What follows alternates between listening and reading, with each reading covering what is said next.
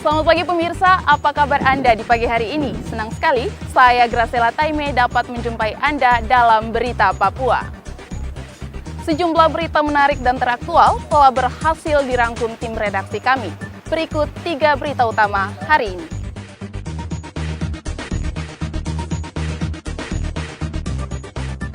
Masyarakat Sukumarin datangi rumah dinas Bupati Merauke.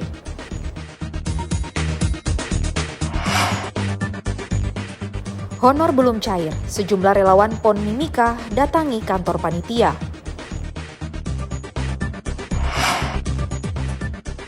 Ratusan warga divaksin di halaman Mapolda Papua.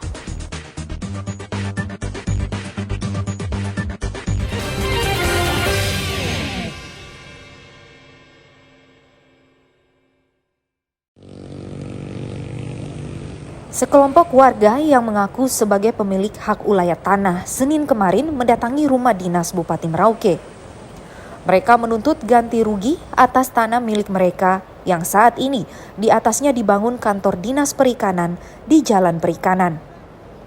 Sambil membawa spanduk dan sejumlah pamflet, masyarakat adat itu meminta Bupati segera menyelesaikan sengketa tanah yang telah berlangsung selama 11 tahun. Tuntutannya berapa? Tuntutannya saya belum tahu tuntut. Saya hanya berbicara ini masalah kantor saja. Kantor yang saya berbicara, itu saja. Sudah 11 tahun tadi ya? Sudah 11 tahun, kantor ini berdiri dari saya punya tanah. Itu yang saya tuntut. Saya sebagai anak Papua, dan anak kemarin di sini saya punya demoi orang Bali. Saya tuntut hak, saya tuntut. Hak kami orang Papua. Kembalikan saya punya. Kalau tidak kantor, bongkar. Masyarakat adat ini kemudian diterima Bupati lalu kedua belah pihak melakukan pertemuan tertutup. Masyarakat adat mengaku akan kembali berdemo dengan jumlah besar jika tuntutan ganti rugi tidak digubris Pemda.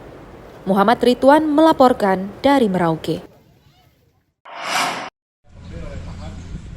Puluhan relawan PON kembali mendatangi kantor SUPB PON Mimika yang berada di Jalan Hasanuddin Senin kemarin.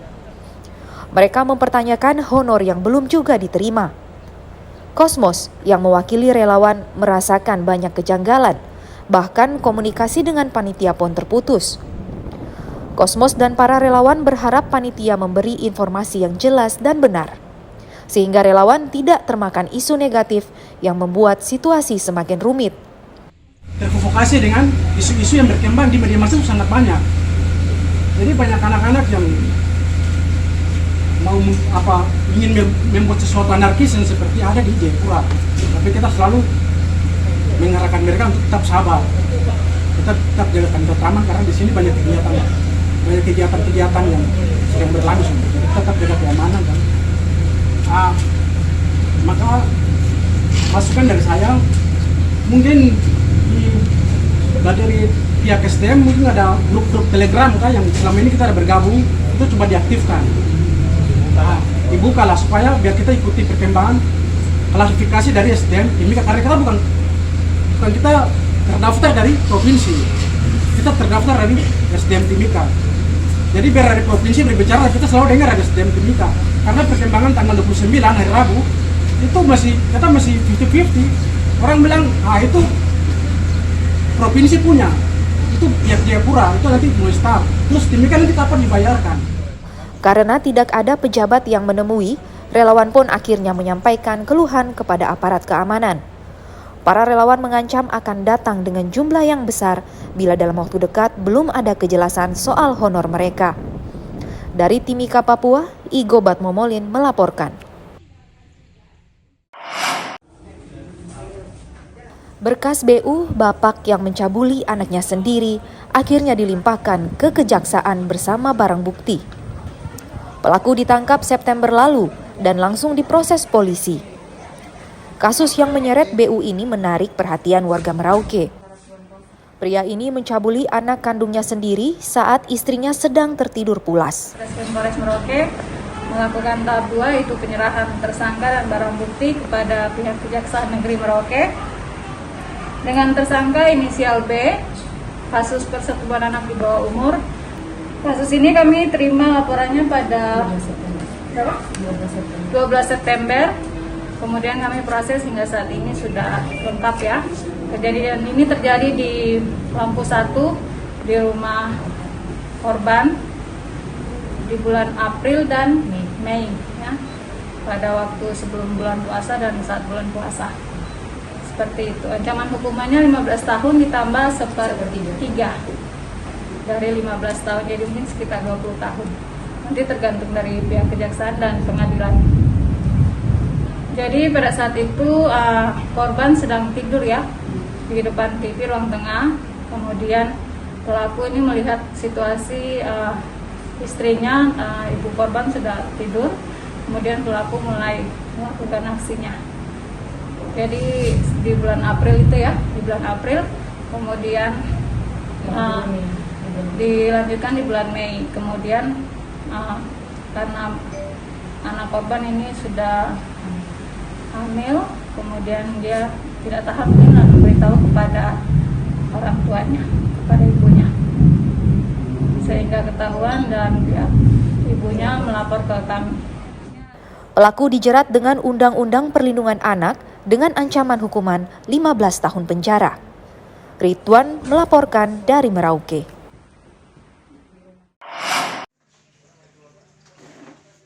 Pelayanan kesehatan di Merauke masih belum merata.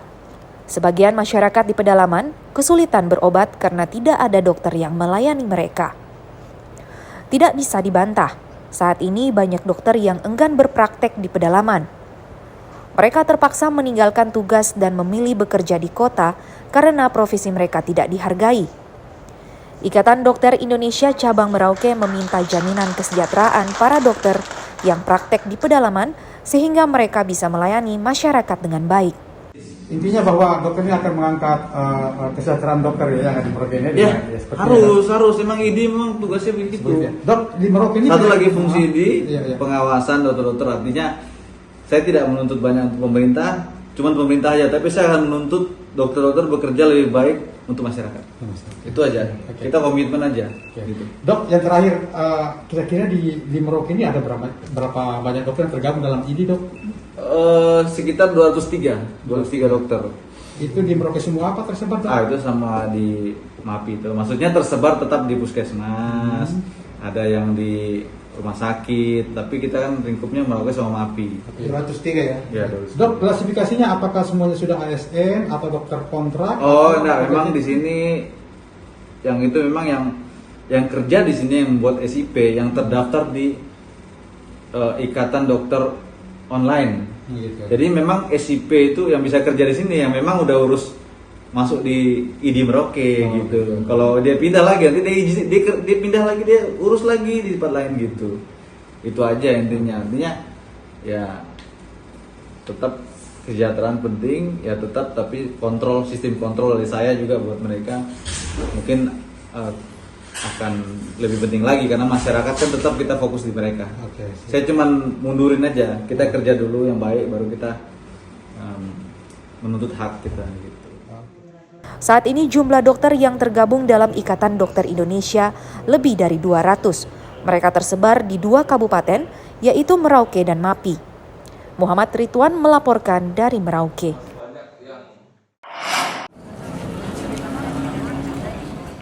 Ratusan warga Kota Jayapura berbondong-bondong mendatangi halaman Mapolda Papua Senin kemarin.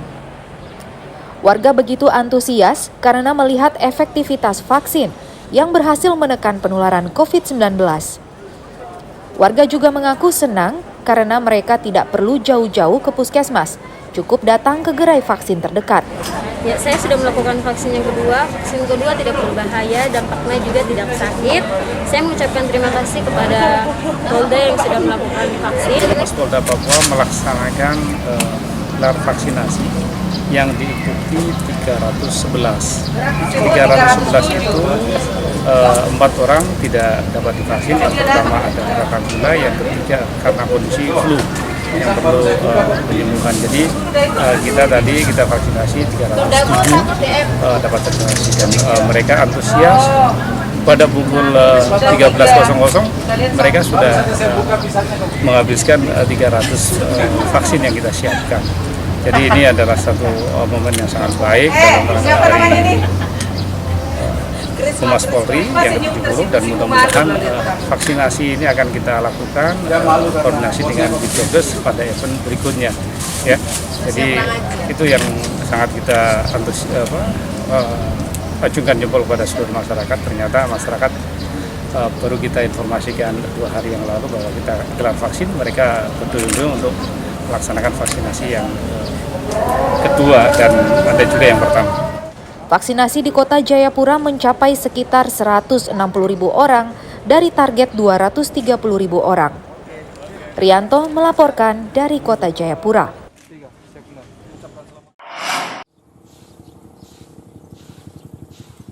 Rumah Sakit Umum Merauke sebagai rumah sakit rujukan COVID-19 sudah tidak lagi menerima pasien COVID-19. Sejak Senin kemarin tidak ada tambahan pasien di rumah sakit ini. Padahal 2 bulan lalu, rumah sakit kewalahan menampung pasien COVID-19 yang membludak. Saat ini hanya ada 2 pasien hasil tracing yang masih menunggu hasil PCR. Ya, jadi untuk kondisi sekarang ya, kita bisa melihat juga di infografis bahwa kondisi Merauke sudah hampir hijau semua ya. Untuk di rumah sakit sendiri pun kami tidak merawat lagi, masih ada yang di IGD transit istilahnya yang kita mau diagnostik apakah dia ini positif atau negatif. Tetapi untuk yang di ruang rawat inap kami sementara ini tidak merawat pasien ya, jadi kosong gitu. Ya, kita berharap kondisi ini akan terus berlanjut sehingga bisa menjadi hal yang lebih baik lagi untuk kita ke depannya. Saat ini kasus COVID-19 di Merauke tersisa 2 kasus. Itu pun tidak bergejala sehingga 2 pasien hanya menjalani isoman. Jumlah kasus COVID-19 di Merauke menurun drastis karena cakupan vaksinasi yang meluas dan hampir mencapai target. Meski demikian, warga tetap diminta untuk mematuhi protokol kesehatan karena COVID-19 bisa bermutasi dan menimbulkan gelombang varian baru. Muhammad Ridwan melaporkan dari Merauke.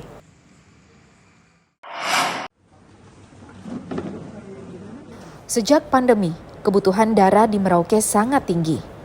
Untuk memenuhi permintaan, Palang Merah Indonesia wilayah Merauke bersama Batalion D Pelopor Brimob Polda Papua mengisi stok darah di Bank Darah PMI. Donor darah ini merupakan salah satu rangkaian dalam rangka kegiatan yang dilakukan oleh Satuan Brimob Polda Papua dalam menyambut HUT Brimob ke-76 tahun 2021, di mana beberapa rangkaian yang kami lakukan adalah salah satunya donor darah. Kemudian untuk kegiatan kesatuan, kami dan Marinir akan melakukan kegiatan kebersamaan karena hari ulang tahun kami Brimob di tanggal 14 dan Marinir di tanggal 15, sehingga kegiatan kebersamaan itu akan kami lakukan di tingkat Kabupaten Merauke antara Satuan Brimob dan Satuan Marinir. Dan untuk hasil donor darah ini akan dikemanakan, Dok? Untuk hasil donor darah ini akan kami berikan ke PMI Kabupaten Merauke. Kami berharap bisa membantu rekan-rekan PMI dalam mensuplai darah atau mempunyai cadangan darah untuk membantu masyarakat yang membutuhkan Kabupaten Merauke. Dan ini cuma anggota Brimob, apa dengan keluarga untuk donor darah ini? Untuk kegiatan donor darah ini terkhusus kepada anggota Brimob dan juga kepada rekan-rekan kami dari Satuan TNI serta rekan-rekan dari Basarnas. Targetnya berapa banyak, Danian? Kalau targetnya mudah-mudahan bisa mencapai yang dibutuhkan oleh rekan-rekan PMI. Kami menyediakan tempat untuk koordinasinya, rekan-rekan PMI yang menentukan untuk jumlah donor darah yang dibutuhkan. Untuk menjamin ketersediaan darah, PMI juga akan bekerja sama dengan sejumlah lembaga. PMI selama ini terus memasok kebutuhan darah di 4 rumah sakit. Selama pandemi, kebutuhan darah meningkat tajam sehingga stok darah berkurang. Muhammad Ridwan melaporkan dari Merauke.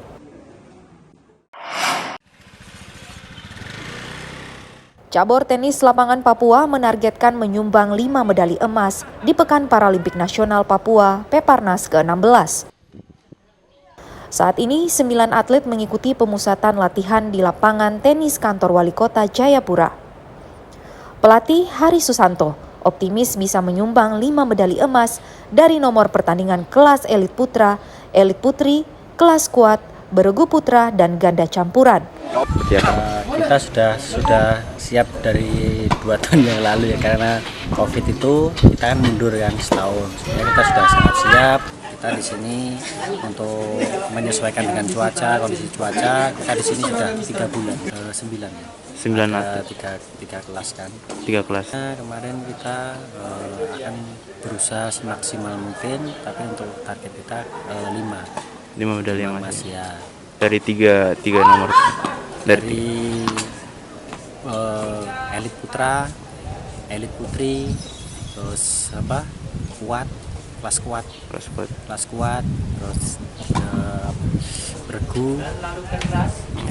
beregu nasional, sama double kuat juga, double kuat sama nasional. Saat ini menurut Hari, tim tenis lapangan telah siap 100% karena telah berlatih sejak 2 tahun lalu di Kelapa Gading, Jakarta. Tim saat ini sedang memaksimalkan waktu yang tersisa dengan melakukan pemantapan permainan di fase prakompetisi serta menjaga kondisi fisik. Hendra melaporkan dari Jayapura, Papua.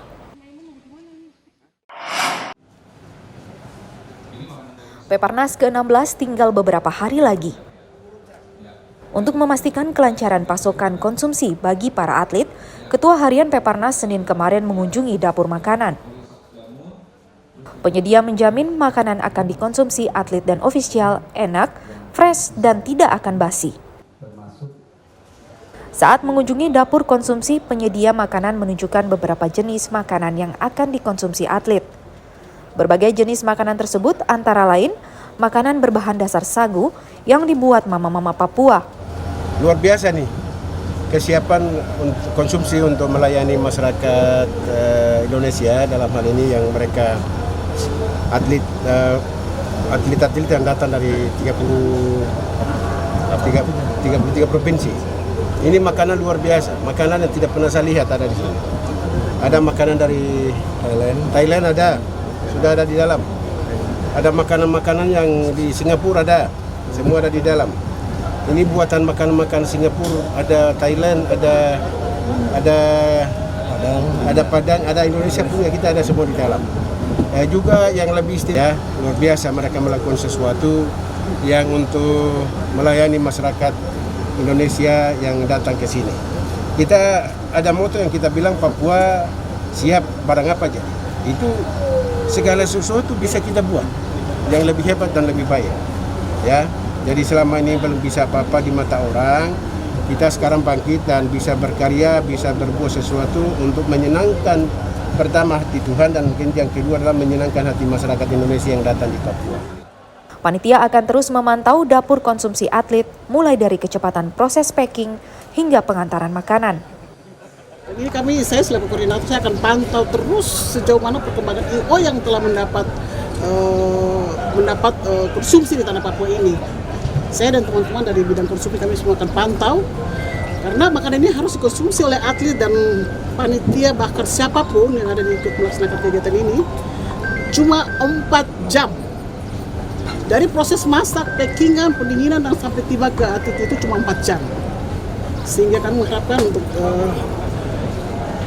para atlet dan ofisial bahwa kami tidak akan berikan makanan yang basi lagi di tanah Papua dalam pelaksanaan Peparnas 16 ini.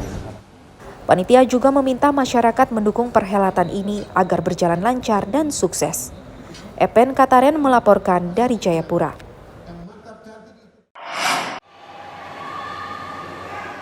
PON Papua telah usai. Atlet Papua telah menorehkan sejarah dengan menempati urutan 4, mengoleksi 93 emas, 62 perak, dan 102 perunggu. Prestasi ini sejarah untuk Papua karena baru pertama kali masuk 5 besar dalam ajang nasional PON. Sekretaris Umum KONI Papua, Kenius Kogoya, mengatakan pembinaan atlet akan terus dilakukan karena saat ini sejumlah atlet yang berprestasi sudah dilirik masuk pelatnas dalam rangka SEA Games di Vietnam 21 November mendatang. Atlet-atlet kita yang sudah menorehkan prestasi, mengharumkan nama Papua, ya tentunya ini merupakan sebuah kebanggaan bagi daerah karena itu mengangkat harkat dan martabat orang Papua, tapi juga tentunya ada merubah prestasi yang selama ini kita belum pernah ada di posisi peringkat di 5 besar ya. Sebagai tuan rumah tentu anak-anak kita, atlet kita sudah menorehkan prestasi yang luar biasa, dan tentu dengan itu Pak Gubernur akan memberikan dalam bentuk apresiasi yang beliau sudah janjikan dengan memberikan bonus ya yang cukup besar tentunya ya, hampir seluruh Indonesia, mungkin paling besar di di Papua gitu ya. Nah, kemudian anak-anak ini, atlet-atlet ini akan terus kita bina ya.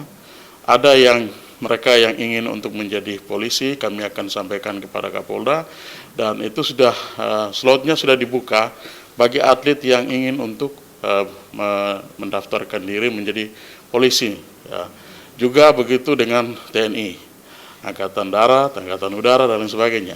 Kemudian ada anak-anak kita yang ingin PNS, ya tentu kita akan merekomendasikan itu kepada pemerintah daerah, tentunya untuk mereka bisa bina ya, karena mereka ini atlet yang akan juga kemudian kita akan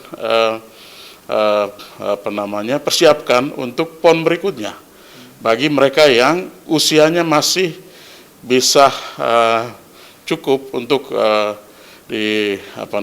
mengikuti PON-PON selanjutnya. Selain itu juga pembinaan atlet muda dan pencarian bakat muda untuk PON Aceh 2024 nanti akan dilakukan dengan cara menggelar event nasional maupun lokal di Papua. KONI Papua juga akan memanfaatkan venue berstandar internasional yang ada. Rianto melaporkan dari Kota Jayapura. Pemirsa, informasi tadi sekaligus mengakhiri jumpa kita dalam Berita Papua. Saya Graciela Taime mewakili seluruh tim redaksi yang bertugas menyampaikan terima kasih. Selamat beraktivitas, sampai jumpa. Wanyambe.